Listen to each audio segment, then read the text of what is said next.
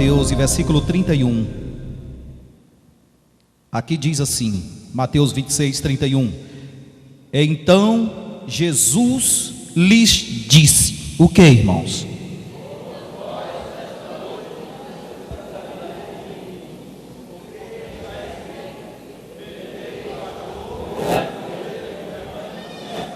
Olha só, Jesus disse isso.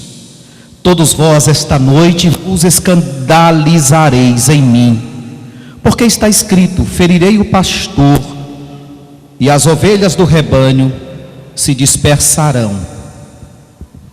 Pode sentar, querido. Eu quero trazer uma palavra hoje com o tema, uma semana nada santa. Repita.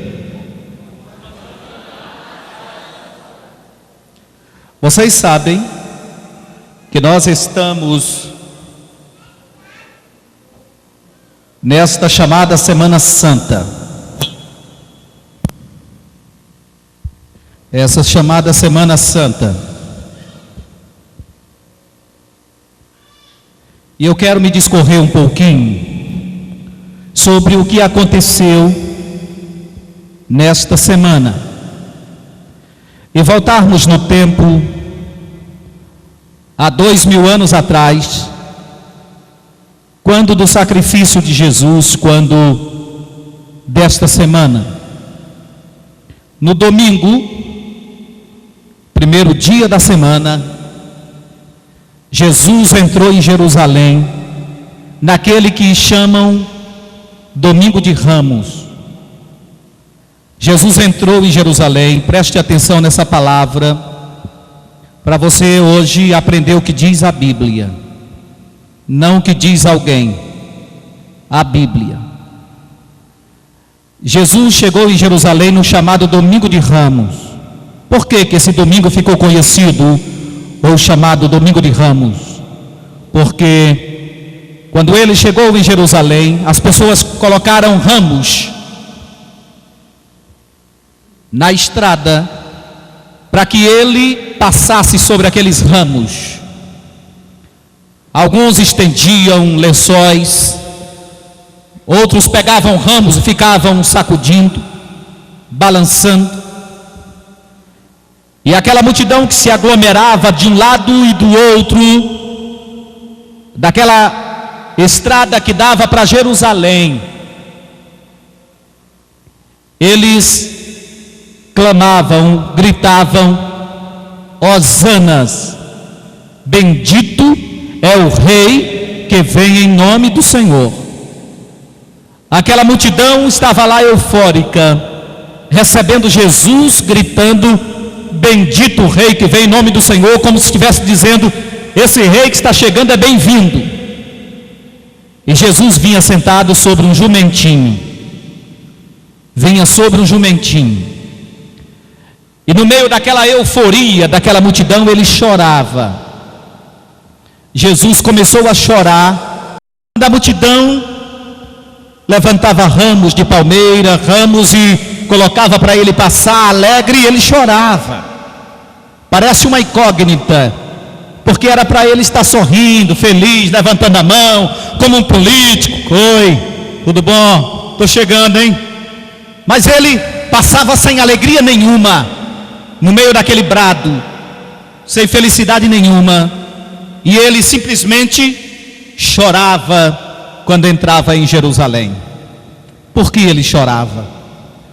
Ele chorava porque ele é conhecedor de todas as coisas, e ele sabia que aquela mesma multidão que lhe recebia dizendo, bendito o rei que vem em nome do Senhor, no domingo, na sexta-feira, estaria diante de Pilatos dizendo, crucifica-o. Ele sabia que aquele mesmo povo, que parecia ser amigo dele, na sexta-feira se voltaria contra ele. E ele chorava quando entrava em Jerusalém no primeiro dia da semana, no domingo.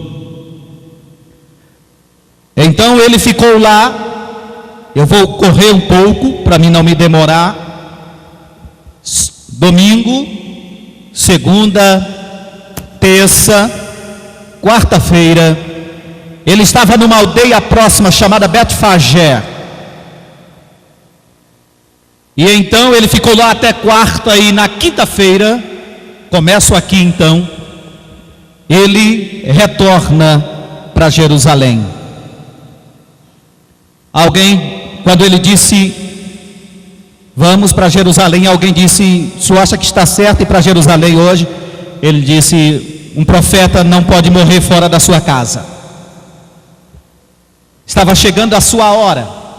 Então ele chamou Pedro e João, 2 discípulos, na quinta-feira, e disse, vão na minha frente.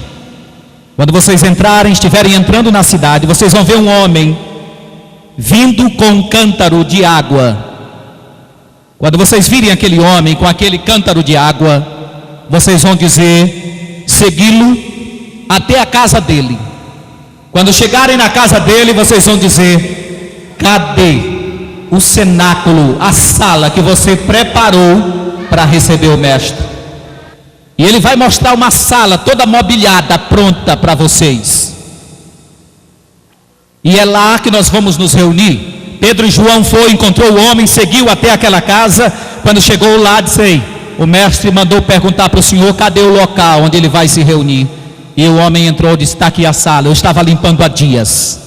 Deus já tinha me mostrado que o seu filho vinha aqui na minha casa, e eu tinha limpado a maior sala da casa, imobiliei e fiz dela um cenáculo, coloquei mesa e coloquei cadeiras e tudo mais, para recebê-los, está pronta. E Jesus veio para aquela casa na quinta-feira à tardinha. Na quinta-feira à tarde, Jesus chegou naquela casa desta semana. Entrou naquela casa, sentou-se à mesa. Sentou-se à mesa com os seus discípulos. Pegou o pão, o vinho, colocou diante dele. E pegou aquele pão e disse, este pão é o meu corpo, que é dado por vós. Façam isso em memória de mim. Todas as vezes que o comerdes em meu nome. Ele pegou o cálice e disse, esse cálice, esse vinho, esse suco de uva, é o meu sangue que é derramado por vós. E ele estava à mesa com aqueles discípulos todos. Nesta hora ele disse, esta noite, todos vós esta noite, vos escandalizareis em mim, porque está escrito, ferirei o pastor e as ovelhas do rebanho se dispersarão. Ele estava dizendo que ia acontecer logo mais, e continuou. E depois, quando ele estava com aqueles discípulos, ele disse, um de vocês vai me trair. E um disse, será eu Jesus? E ele disse, aquele que mete a mão comigo no prato é ele. Nessa hora Judas vai metendo a mão no prato e puxa a mão, como se quisesse se esconder. Mas Jesus olha para ele e disse, o que você tem que fazer, faça-o depressa. Então Judas se levanta da mesa e vai até os sacerdotes negociar a entrega de Jesus. Enquanto isso, Jesus faz um pequeno culto. A Bíblia diz que ele cantou vários hinos. E diz que ele cantou vários hinos porque diz, e tendo Jesus cantado o último hino, ele cantou vários, até que cantou o último hino, saiu daquele cenáculo e dirigiu-se ao Monte das Oliveiras. Jesus saiu daquela casa à noitinha e foi para o Monte das Oliveiras. próximo a Jerusalém. Ali em cima tinha um jardim chamado Jardim do Getsemane. Algumas oliveiras plantadas naquele jardim. Jesus foi para lá. Quando ele chegou no Jardim do Getsemane, ele deixou 8 discípulos em um local, chamou 2 deles, Pedro e João, e disse: venham comigo. Deixou 8 deles ali, chamou 3, Pedro, Tiago e João, e disse: venham comigo.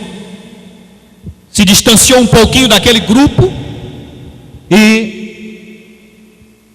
disse: eu quero que vocês orem comigo 1 hora, orem comigo um pouco. E ele se distanciou daqueles outros 3, mais um pouquinho, e começou a orar. E ele começou a angustiar-se, porque ele sabia o que ia acontecer. Isso, que dia, irmãos? Que dia? Quinta-feira à noite. Então ele ajoelhou ali próximo e começou a orar, sabendo o que ia acontecer logo mais. Jesus começou a dizer: meu Pai, passa de mim este cálice sem que eu beba. Passa de mim, este cálice é querendo dizer, passa de mim esse momento, que eu não passe por esta situação, que eu não vivencie isso. Passa de mim esse momento, essa angústia. Ele dizia: meu Pai, passa de mim este cálice sem que eu beba. E ele estava suado, angustiando-se. Ele chegou a ter tanta angústia que ele começou a suar, cobriu-se de suor, banhou-se de suor, enquanto orava, dizendo: meu Pai, passa de mim esse momento, passa de mim essa hora. Se tiver um jeito, se tiver uma forma, passa de mim essa situação, sem que eu beba. Mas havia um silêncio de Deus, e naquela hora o inferno se alegrava. Quem sabe o diabo pensava: esse aí vai perder, ele não vai cumprir a sua missão, não vai consumar a sua obra. E Jesus angustiava-se ao ponto de o seu suor transformar-se em sangue. E o suor transformado em sangue, caía do seu rosto até o chão. Ele levantou-se, foi onde os discípulos encontrou eles dormindo. Foi lá e disse: nenhuma hora vocês podem orar comigo, velar comigo? E eles acordaram, e Jesus voltou de novo e começou a orar: Senhor, meu Pai, passa de mim esse momento, esse cálice sem que eu beba. E os discípulos voltaram a dormir. Mas até que Jesus então, quando orava dizendo: passa esse momento, meu Pai, de mim, e o diabo pensou: ele vai desistir. Mas de repente Jesus levanta a sua cabeça, olha e diz: todavia não faças a minha vontade, mas a tua vontade. Glória a Deus, bendito o nome de Jesus. Jesus estava dizendo: a minha vontade é essa, mas eu vim para obedecer, eu vim para servir. Faça-se a tua vontade. Glória a Deus. E ele havia ensinado os discípulos a orar, dizendo: faça-se a tua vontade, assim na terra como no céu. E agora ele disse isso. De repente, Judas chegou. Judas chegou com uma escolta de soldados, a guarda do templo, soldados romanos, curiosos. Uma multidão subiu no monte com tochas. Ali, cerca de meia-noite, no jardim do Getsemane, e Jesus se levanta. Judas chega com todos eles, presta atenção nisso, e não conhece mais Jesus.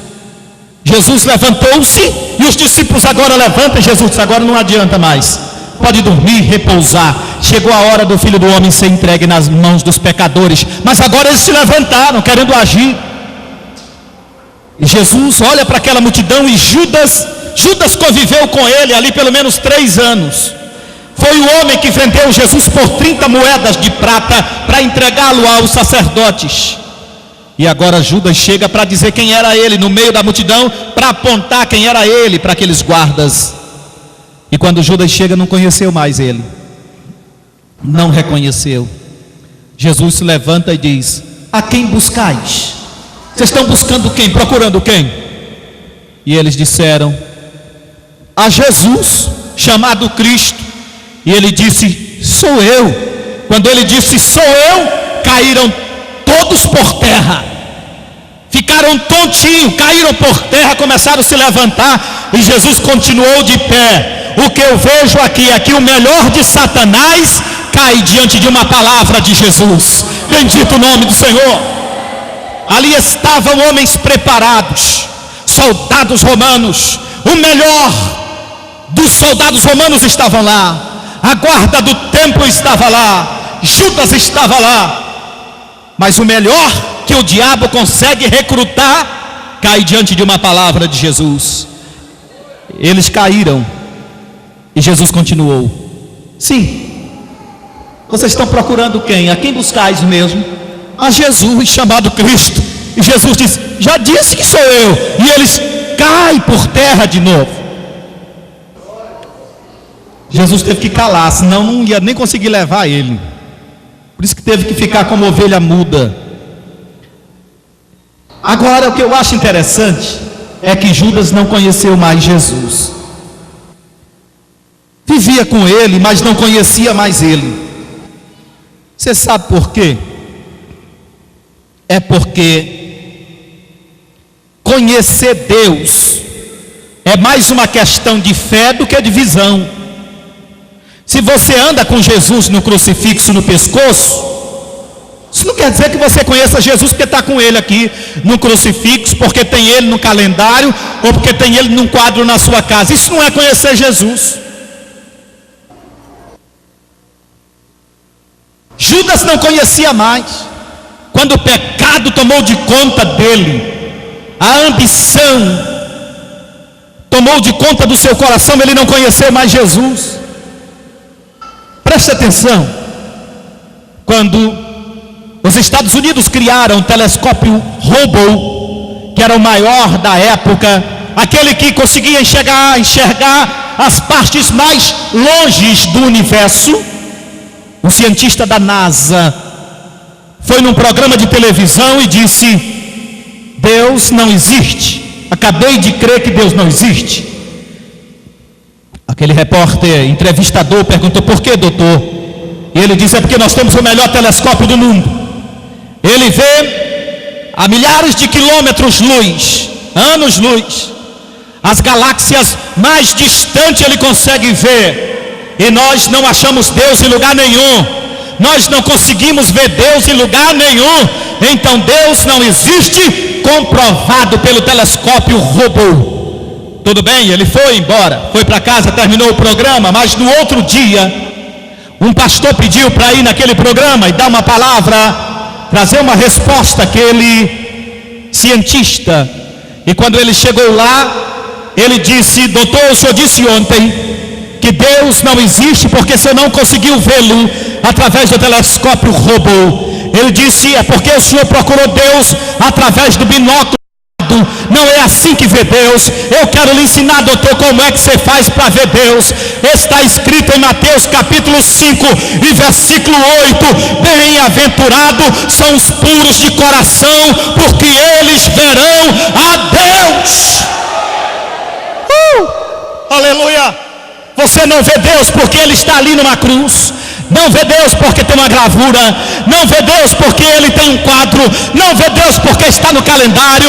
Você vê Deus através do seu coração. Você sabe que aqui não tem uma foto dEle, não tem uma cruz com Ele, mas você sabe que Ele está neste lugar por causa da presença dEle que você sente.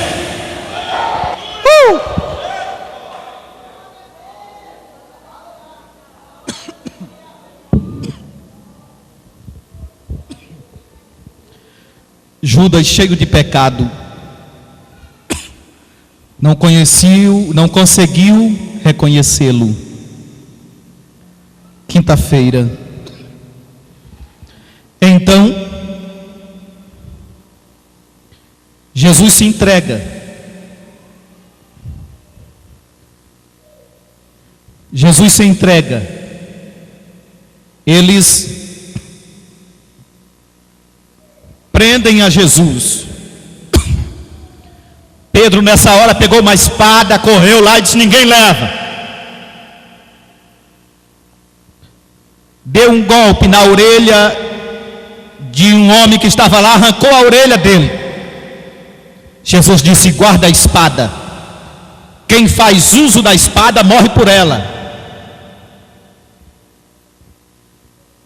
E Jesus se entregou. Eles descem do monte. Isso já era sexta-feira de madrugada. E vão levar ele a Anás. Anás era o sacerdote-chefe. E ele era um dos chefes lá do sacerdócio. Levaram até ele o homem que tinha comprado o direito de prender Jesus com Judas, dando as moedas para Judas. Anás recebe ele e diz: vamos levar em Caifás, que é o meu sogro, sumo sacerdote. Levaram, conversaram com Jesus,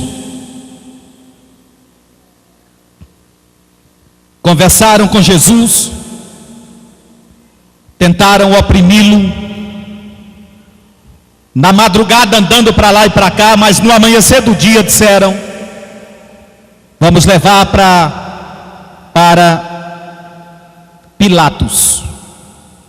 Pilatos era o governador romano. Ele mandava mais em Jerusalém, em Israel, do que o rei Herodes. Mandaram até ele. E Pilatos, quando recebeu Jesus, estava amanhecendo o dia. Ele recebeu aquela causa para julgar, para ouvir o que os judeus teriam a dizer. Então de repente alguém chega e diz: a tua mulher mandou um recado para o senhor. Ele diz: qual é? E a mulher de Pilatos mandou dizer para ele: não toque neste homem, neste justo, porque esta noite eu, através de um sonho, muito sofri por causa dele. Esse homem é justo, não toca nele. Então Pilatos fez algumas perguntas e disse: não, mande para Herodes, que era o rei. Pilatos era governador. Herodes queria vê-lo. Levaram ele para Herodes de manhã cedinho. Herodes recebe Jesus e queria que ele fizesse alguma mágica para ele ver, interroga Jesus, mas Jesus ficou calado. E Herodes olha para ele e diz: tu não sabe que eu tenho autoridade, poder para te matar, para te ferir, para te soltar aqui? Quem manda aqui sou eu. E Jesus disse: nenhuma autoridade tu terias se do céu não te fosse dada. E cala, não fala mais nada. Herodes perdeu a graça e manda de volta para Pilatos. Então ele vem de volta para Pilatos, sexta-feira cedo. Nisso Jerusalém já estava acordada. A multidão foi até o palácio de Pilatos, governador romano que dominava Israel. Chegaram pela manhã com Jesus. Diante dele disseram: nós queremos esse homem crucificado, morto. Pilatos disse: eu não estou vendo nenhum mal nesse homem. Se vocês quiserem, aqui tem um outro bandido aqui chamado Barrabás. Eu posso soltar ele, Jesus, ou esse bandido, vocês escolhem. Barrabás era o pior bandido daquela região. Tinha matado muitas pessoas, tinha uma tropa de bandidos. Ele era o chefe daquela tropa de bandidos. Havia matado, saqueado. Então Pilatos pensou: quando eu colocar os dois diante deles, é evidente que eles não vão querer que solte Barrabás. Então eu me livro disso aqui, colocou os dois. Vocês querem quem que eu solte? Jesus ou Barrabás? E a multidão gritou: Barrabás. E ele disse: Jesus, crucifica-o. A mesma multidão que recebeu ele no domingo de Ramos, dizendo: bendito o rei que vem em nome do Senhor, agora era a mesma multidão que dizia: crucifica-o. Pilatos pegou uma bacia com água, lavou as mãos, achando que podia se desvencilhar daquele problema só por lavar as mãos. Lavou as mãos e disse: olha, vocês fazem com ele o que vocês quiserem, vou mandar dar uma surra nele, vocês façam com ele o que quiserem.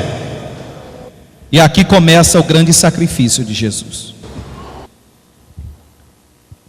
Levaram Jesus e colocaram ele em cima de um toco de madeira. Quando eles iam chicotear, eles colocavam o réu naquele toco de madeira, com uma mão lá embaixo seguro numa corrente, amarrada numa corrente, e outra mão na corrente, e os pés encorrentados. Rasgavam as suas vestes para que as suas costas ficassem nuas. E então os peritos romanos na arte da tortura pegavam um chicote. Não era um chicote comum, era um chicote que tinha pelo menos 4 fios de couro. E na ponta daqueles chicotes haviam pequenos pedaços de ferro, na ponta daquelas tiras de couro. E quando levantava o chicote, ele abria como se fosse um leque para desferir o golpe. Então ele caía aberto nas costas do réu. Jesus estava naquela posição, e a tortura hebraica eram 39 chicotadas. Porém a tortura romana não tinha limites. Era enquanto o réu suportasse, era enquanto houvesse couro, pele sobre as suas costas. Então eles começaram a deferir sobre as costas de Jesus aqueles golpes. Só mesmo a tortura da espera do próximo golpe já dói. Quando se percebe que vai levantar o chicote para ele vir de novo, o condenado prepara-se, contorcendo seus músculos para receber as chicotadas.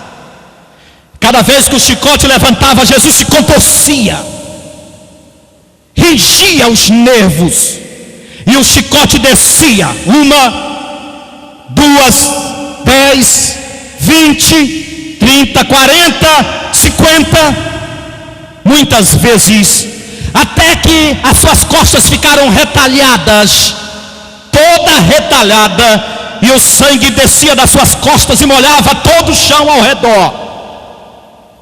Todo o chão ao redor. Várias chicotadas nele. Só mesmo Jesus, para ter suportado aquela situação calado, gemendo, sem abrir a sua boca. Só ele. Porque eu estava lendo a tortura romana, e ali estava dizendo que muitos condenados partiram a língua em 2 partes, quando eram chicoteados naquele cepo, naquele toco. Pressionava tanto a língua que eles, sem perceber, separavam a língua, de tanto colocar força nos seus maxilares. Quando Jesus apanhou tanto que tudo estava molhado, eles tiraram ele daquele cepo, levaram de volta ao pretório, todo ensanguentado. Alguém foi lá e pegou uma coroa de espinho, teceu e colocou na cabeça dele. E uma das partes mais doloridas do nosso corpo é o couro cabeludo e sensível. Qualquer coisa que incha. Alguém torceu um cipó de espinho, e cada espinho chegava a ter 4 centímetros. Grandes espinhos pontiagudos, como de laranja. Então alguém veio e colocou a coroa na sua cabeça de espinho.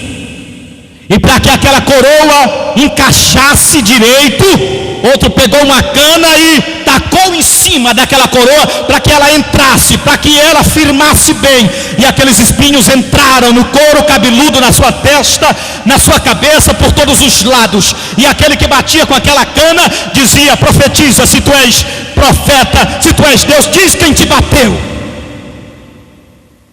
E de repente, com aquela coroa entrando no seu couro cabeludo, tudo isso começou a inchar.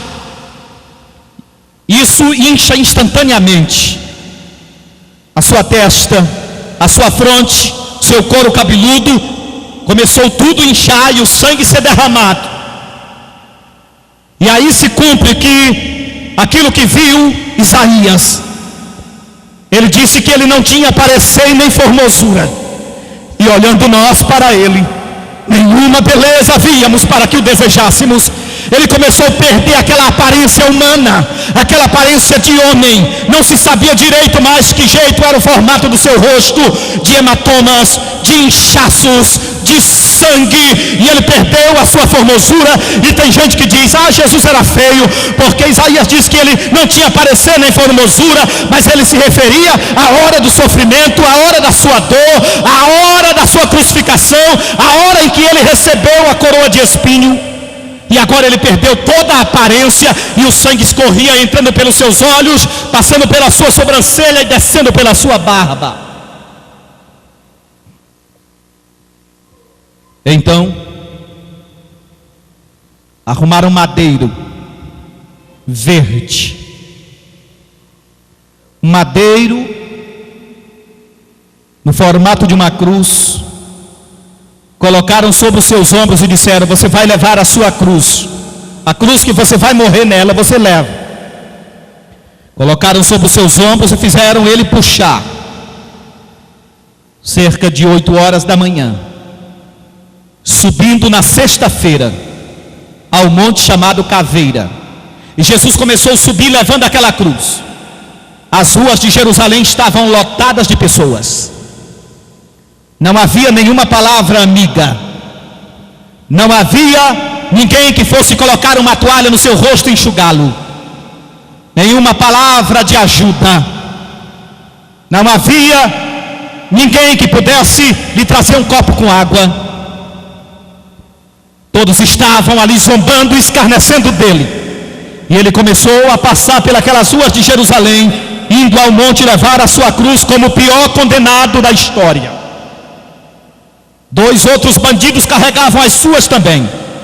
E a multidão o conduz ao Monte Caveira, enquanto ele é chicoteado. E a multidão grita enquanto ele vai carregando aquela cruz. Lá na frente encontraram um homem que vinha vindo, Simão Cirineu. E Simão Cirineu, quando vinha, eles pararam aquele homem e disseram: ajude a levar essa cruz. E ele não queria, mas compungiram, isto é, obrigaram ele a levar aquela cruz um pouco, para que ele chegasse logo no monte. E Simão carregou aquela cruz um pouco, e foram até o monte Calvário, sexta-feira. Preste atenção para isso. Quando chegaram no monte Calvário, colocaram aquele madeiro estendido no chão, deitaram ele sobre aquele madeiro, e alguém veio com um prego grande, feito por ferreiro, colocou sobre uma das suas mãos primeiro. Enquanto alguém amarrou a sua mão por trás para que ele não puxasse, colocaram o prego no meio da sua mão, e alguém veio com a marreta e tacou com toda a força para que o prego penetrasse naquela madeira bem firme. Amarraram a mão do outro lado, colocaram outro prego, e só em você imaginar de um prego furando a sua mão, você sabe que já dói na sua mente. Colocaram o prego na outra mão, e alguém veio com a marreta e firmou bem. E aquele prego era bem grande. Colocaram um pé sobre o outro. Imagine furar um pé. de cima para baixo, com um prego, de forma que esse prego penetre 2 pés. Alguém trouxe aquele prego e deu várias batidas para que ele penetrasse os 2 pés e ficasse bem firmado. E havia mais uma coisa. Geralmente as cruzes romanas tinham um objeto chamado cedile. Cedile é um objeto pontiagudo, chamado também de chifre de rinoceronte, que era colocado no meio da cruz, entre as pernas do condenado, para que o condenado na cruz, então com aquele ferro apontando para cima, ele tentasse se segurar em cima, porque se ele não segurasse e ele descesse um pouco, aquele chifre penetrava suas partes íntimas e furava. Então ele tentava se segurar nos pregos em cima, e se soltasse um pouco, aquilo penetrava-o por baixo. Quando ele estava naquela situação na cruz, cavaram um buraco, alguém colocou uma corda lá e começaram a puxar. E quando puxaram ele naquela cruz, o poste se levanta, para que ele entre no chão cavado, ele cai de uma vez. E quando cai, rasga um pouco as mãos, rasga um pouco os pés, e a cedile penetra um pouco no seu corpo. Dor, sofrimento, angústia, como nunca ninguém teve nessa terra, Jesus teve. Jesus passou. Escute isso. Agora estenderam ele. 9 horas da manhã, até o meio-dia ele ficou lá. Levantaram ele naquela cruz, e ele começou a ter sede. Quase todo mundo, quando está prestes a morrer, tem sede. Jesus começou a ter sede, e ele começou a dizer que tinha sede, pedir água, e alguém colocou vinagre lá na ponta de uma esponja. Imagine você com sede e alguém lhe dá vinagre. Ah, tu quer beber? Colocaram na esponja, colocaram na ponta de uma lança e não tocavam para que ele chupasse o vinagre. Enfiavam na boca, empurravam a lança na sua boca com aquela esponja cheia de vinagre. E a sede só aumentava. Colocaram aquela cruz de frente para o sol. E quando se está de frente para o sol e soa, então ele estava suando. Ele estava suando, suor e sangue descia sobre os seus olhos, e aquele suor salgado misturado ao sangue entrava nos olhos, causando ardência como se fosse pimenta. Ardia tanto os olhos que as pálpebras, que os olhos, eles então começam a embaçar, dilatar a pupila. Se vê tudo embaçado do ardor, do sal, do sangue escorrendo dentro dos olhos, de frente para o sol.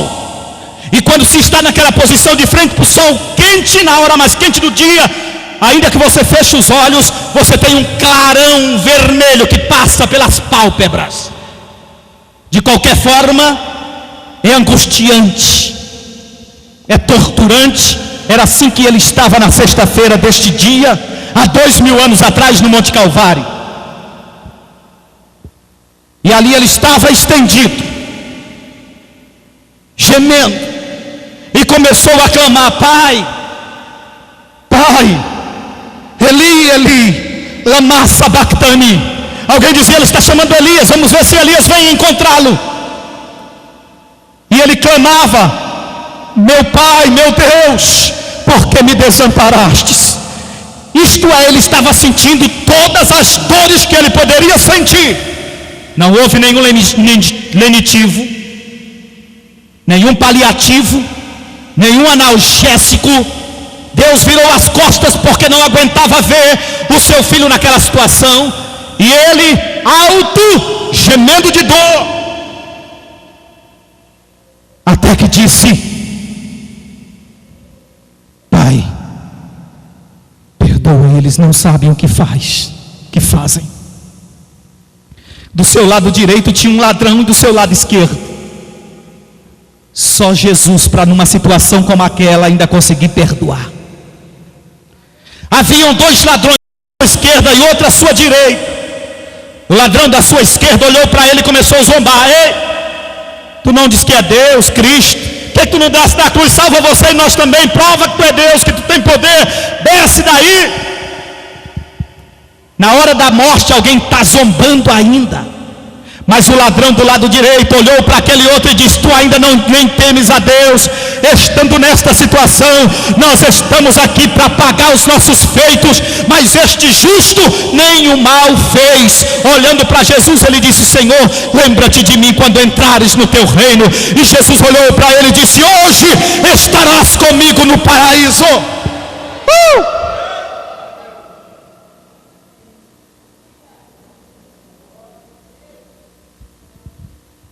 Escute isso. Talvez isso choque você que veio aqui hoje. Se existiu uma sexta-feira para ser chamada de santa, não é essa. Se existisse uma sexta-feira que pudéssemos chamá-la de santa, jamais poderia ser essa. Só quem está entendendo, diga glória a Deus. Está tudo errado nesta semana que ensinam ao povo por aí. Não havia nada de santa nesta sexta-feira. Parece que o diabo tomou de conta da mente dos homens, do coração, e todo o mal aflorou neles naquele momento. Não havia bondade nenhuma nesse dia. Só Jesus, para ter deixado o seu trono, a sua glória, e ter vindo morrer daquela forma por você, por mim e por nós. Só Jesus. Ninguém mais sofreria assim por você. Se tu adoece e vai para o hospital, alguém vai te visitar hoje, mas se demorar 10 dias não vai mais ninguém nem te visitar no hospital, quanto mais cuidar de você.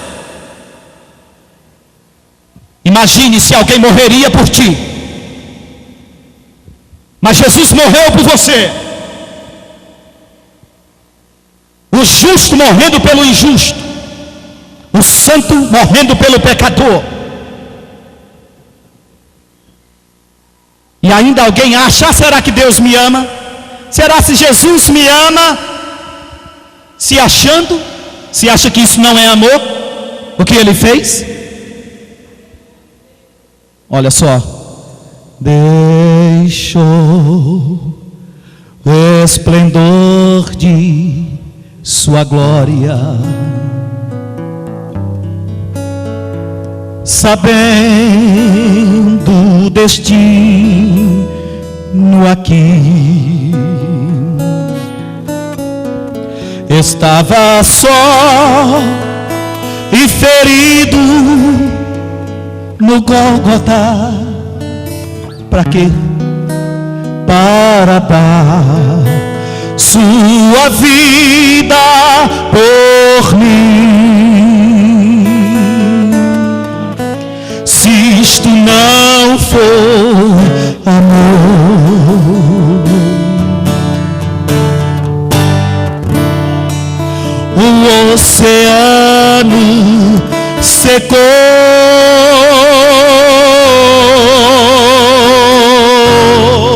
não há estrelas no céu. Quem souber cante.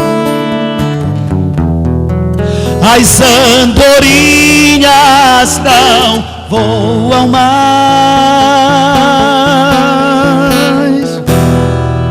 se isto não for amor.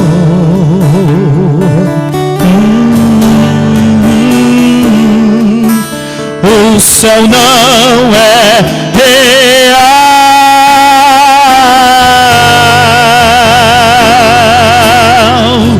tudo perde o valor.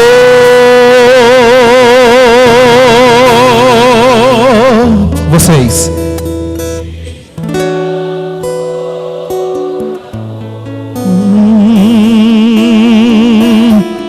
Deixa eu concluir aqui. Jesus então entregou o seu espírito e morreu. Sepultaram ele na sexta-feira à tarde. Ele ficou lá sepultado.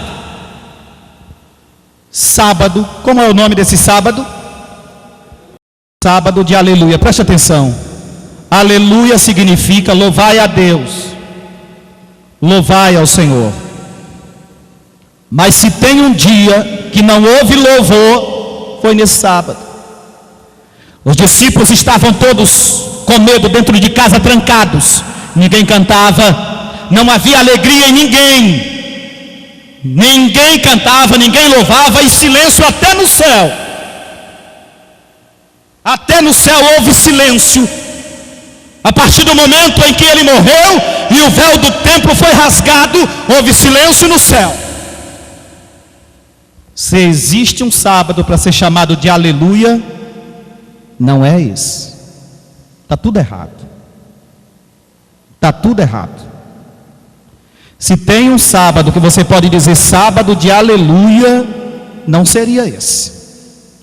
Poderia ser até o dia que ele nasceu, dia de aleluia, até os anjos chegaram lá cantando, mas não esse. Jesus estava lá sepultado. Domingo, que é o primeiro dia da próxima semana, e já saiu da Semana Santa. Olha só, passa todo sábado e à noite lá no túmulo.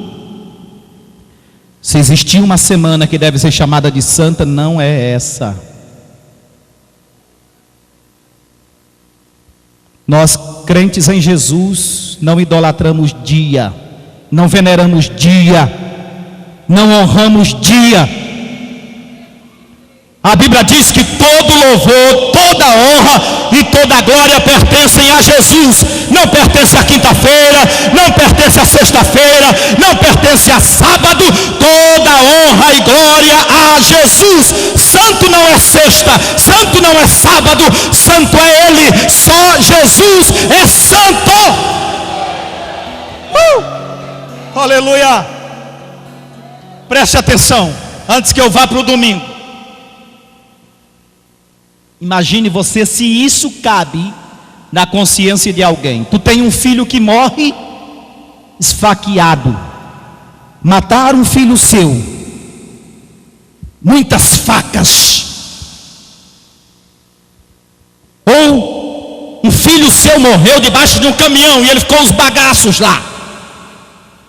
Aí alguém vai lá e tira uma foto dos pedaços dele, todo estraçalhado, tira uma foto.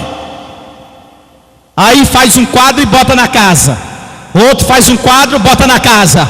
Outro faz uma estátua, bota no pescoço. Isso ia agradar você? Cada vez que você visse isso, você ia relembrar tudo. Você ia sofrer. Você ia chorar. Pai nenhum iria gostar de alguém estar idolatrando os restos do seu filho ou uma foto que foi tirada. Você não suporta nem ver. Mas é isso que fazem com Jesus.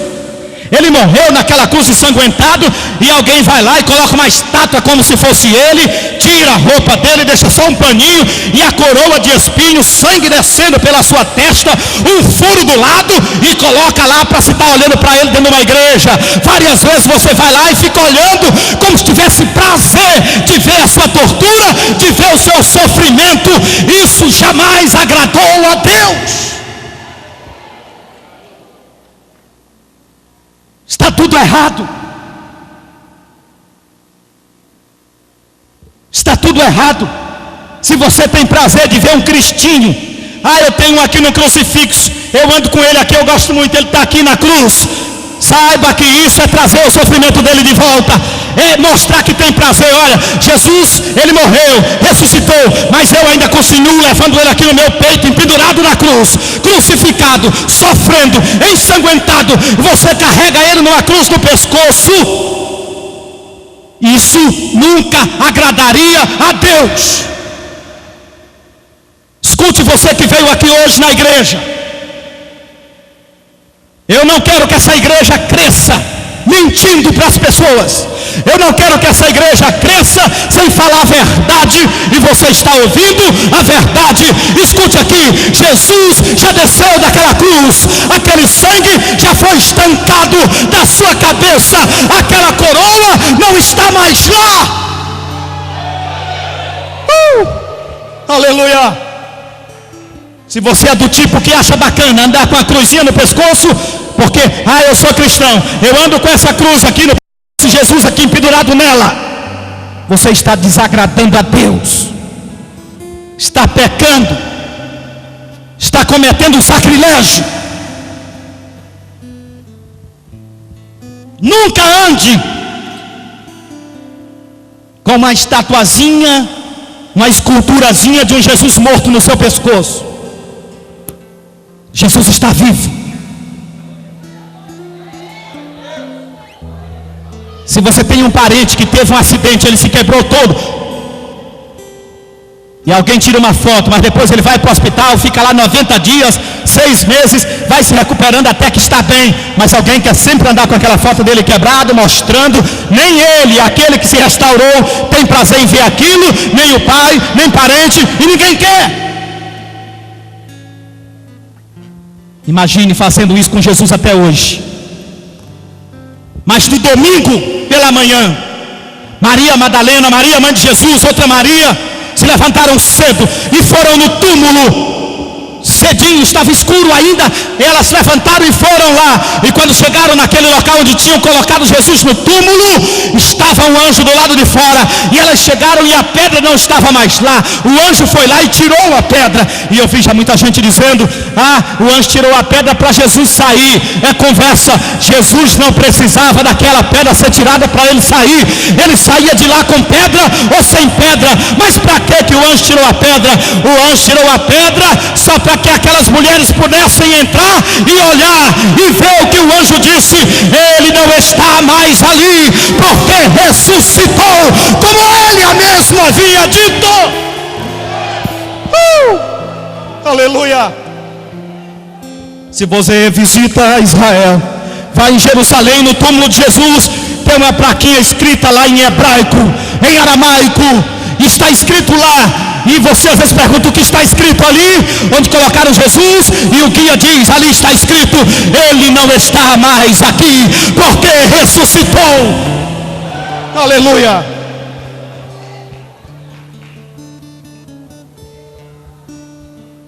O Jesus que nós servimos, ele está vivo. Ele está vivo. Tem muita gente que nessa semana não come carne, mas bebe cachaça.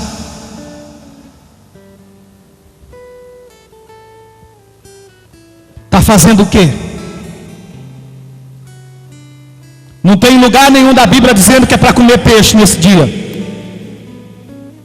Não tem lugar nenhum da Bíblia chamando essa sexta de santa, nesse sábado de aleluia. Os homens botaram esse nome.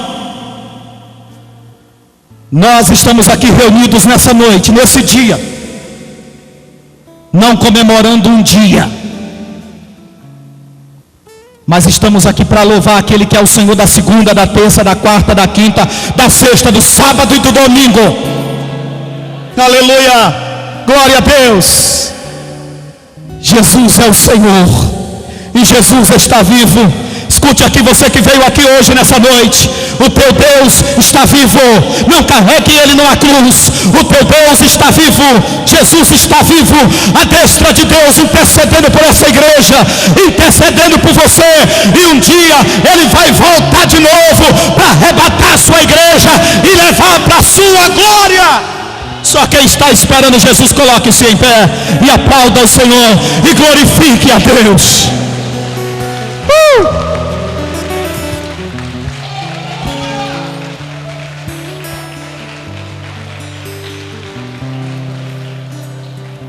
Aleluia.